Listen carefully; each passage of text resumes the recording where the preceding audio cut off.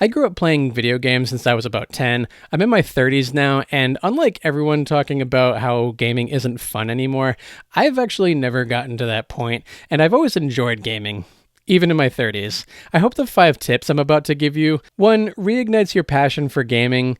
2. Kills the feeling of being overwhelmed from your massive backlog. And 3. Destroys the notion that nothing ever feels good to play. You'll be surprised to know that one of these tips actually doesn't even have to do with gaming at all. Weird, right? Tip number 1 in my experience is plan your video games.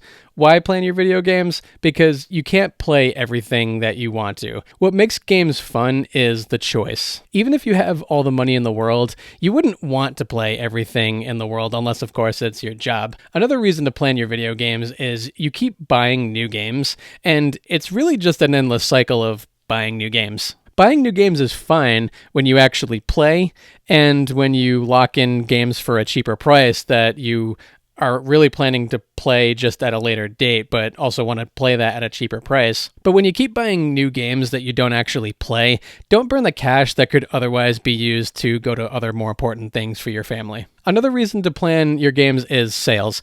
You think because it's cheap, it's worth buying, right? I mean, why wouldn't I spend $2 on a video game? It's super cheap. I mean, just look at the Nintendo eShop alone. I mean, there's so many games that are $2. There's a lot of nonsense on there also, so just be careful in your search. But when you have a plan and you stick to that plan, you don't experience the FOMO of not losing out on this game here that really, if you were to buy it, you'd play it for a couple hours and just cast it away anyway. When you stick to your plan, you actually enjoy the games that you actually did buy. A word of caution though on planning: it's not foolproof. It does, however, give freedom for stealth drops like Nintendo Directs like to do, and also unexpected disruptions like you work late. There's really always something unexpected that hinders you from gaming. So now that we've talked about why to plan, we need to talk about what you play. I found myself in 2018 with a PS4 Pro and Switch with Horizon Zero Dawn, Red Dead Redemption 2, Breath of the Wild, Mario Odyssey, Assassin's Creed Odyssey, and Spider-Man. I was ankle deep in all these games, and it really wasn't fun. So how did I finish these games? One side quest at a time. Taking bite-sized chunks of bigger games and stopping for a break was kind of like having a cliffhanger for the next episode the next night I played. So now there's when to play. So a few questions you need to ask yourself in regards to your plan is, are you going to play certain games day one, or are you going to wait for a sale? There's also the question of how much free time do you have? Realistically, in your 30s, I mean, you have a job, you have a family, so you're probably really only gaming an hour or two a night, which leaves 5 to 10 hours a week. Then there's the last in, first out, or the first in, first out method. Do you buy the latest game you just played after you finish your current one, or do you buy the first in your list? When you answer these questions, you'll have a structure for your plan, and you'll be able to enjoy games more than if you were to just play this, play that, play this, play that. You really never beat any of your games. Next is how to plan. You really want to start out by making a list of games that you're currently playing and games that you want to play. Every phone has its native notes app, so there's that. I use one of the many game tracker apps because, I mean, this one in particular has the box art, and it's easier to associate box art than it is to do words. Regardless, you want to note which ones you want to play on day one, which ones you want to wait for your sale because your backlog is already huge. One thing to keep in mind is, especially in your 30s, you don't need to play every game day one. Many games go on sale before you can even get to them. I started Jedi Survivor way after it went on sale, and I enjoyed it the same amount than if I were to play it on day one. One game I definitely regret is Avatar. I bought that game for full price. Then I ended up playing the entire Halo series before I even got close to Avatar. And now that game's on sale for like $35. And shame on me, that's a Ubisoft game. If you get something day one, make sure it's something you are absolutely passionate about and not going to kick yourself for waiting to get at a cheaper price. Things like Zelda or really just any blockbuster hit you're probably into, so those games should be fine. But also know who's publishing these things. So I mean, Nintendo games never go on sale. Ubisoft games always go on sale. And know that there are always games that you haven't played. At no point should you ever say to yourself, I have nothing to play. There is always something new to play that's new to you. As a disclaimer, maybe you don't just play one game at a time because maybe you're getting kind of overwhelmed with your current game. So maybe So opening up to a few different games, even in a different genre at a time, while not spreading yourself too thin, this can help you refresh with not getting bored of playing the same thing, while also spreading it out a little bit, but also balancing out never actually finishing your games. It's really all about balance. In planning, also take bites. If you're playing a 60-hour open world game like Red Dead, Witcher, or Assassin's Creed, always do it in bite-sized chunks. Maybe you do a main quest and a side quest tonight, or you do a couple side missions and a couple map unlocks, or a couple collectibles and photo mode. It's also a good idea to limit the amount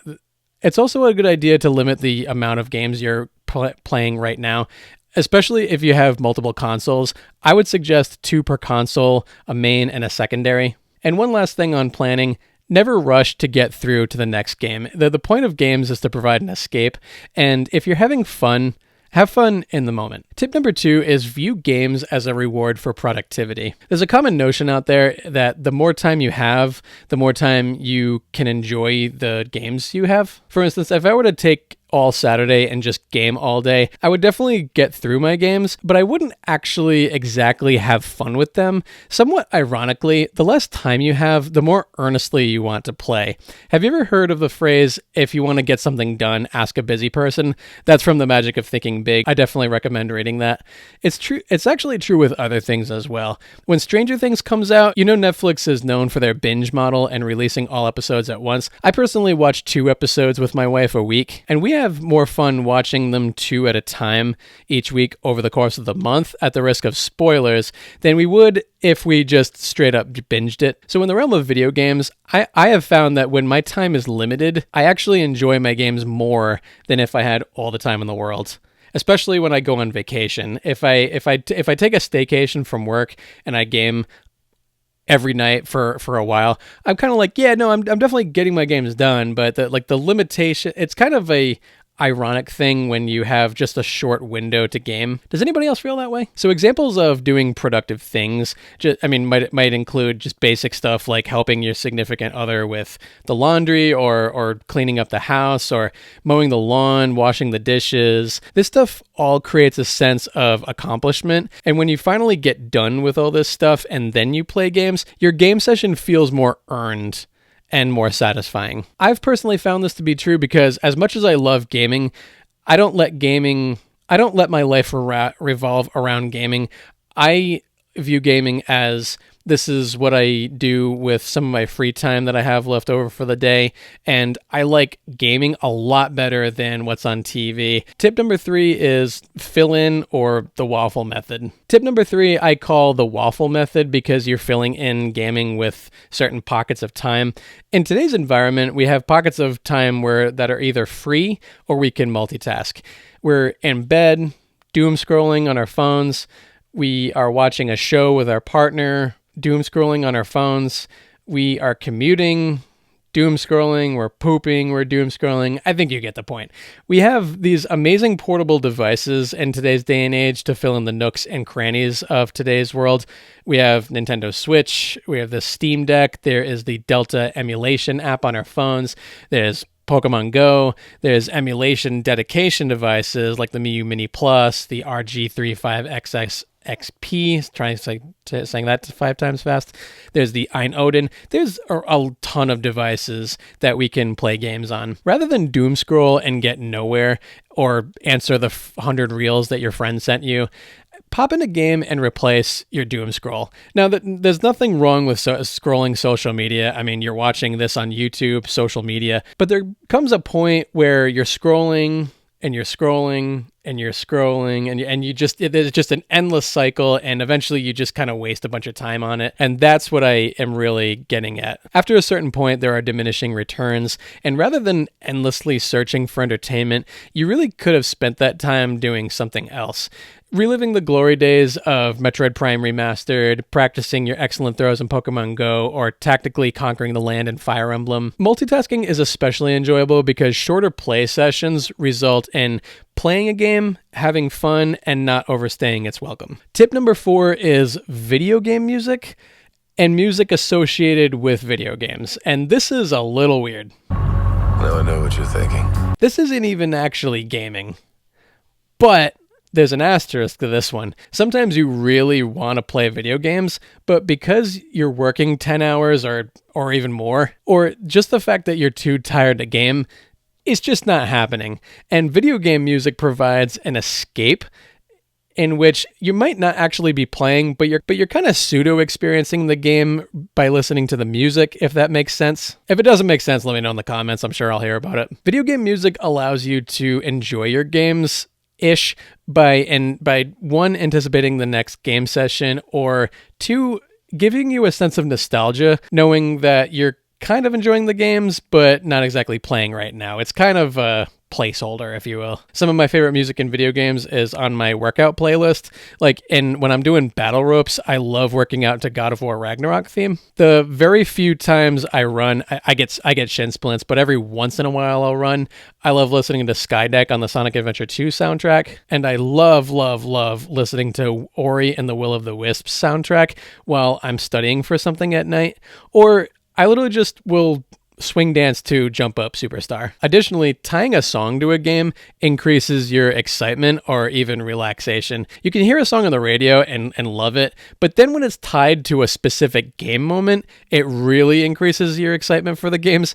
Love is a Long Road by Tom Petty increased the streams and downloads once the GTA 6 trailer hit us with a record-breaking trailer. Suddenly, that song had a whole new meaning to it. In the Flood by Olesa Lazauschuk, excuse me if I pronounced your name wrong, gave us a nice relaxation while watching the credits roll after the final boss in Horizon Forbidden West, and is totally listenable in work. Tip number 5 is play with other people, and I say that with an asterisk. As we get older, many of us get married and have children, so playing with our high school buddies really isn't an option.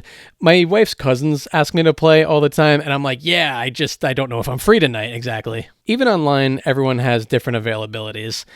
There's sometimes when you want to replay a game, but because you've treaded familiar ground, it kind of gets a little bit stale. However, if you were to play with your kids, their excitement for playing the game the first time reinvigorates your passion for the game once again, because you're like, oh, I know this part's going to come up. I know this is going to get really exciting. Your mileage may vary passing your hobbies on, but in my house anyway, we have Luigi. My kids enjoy watching me play Luigi's Mansion 3, Halo, and my wife, who doesn't game at all, says, hey babe, can you play Red Dead Redemption 2? I really love watching you play that. If you found these tips useful and encouraging and it helped you reignite your passion for gaming in your 30s, then this video right here will help you, where I talk about a portable device that you can use the waffle method for gaming. You will also enjoy this video where I talk about you want to play every game out there, but you can't.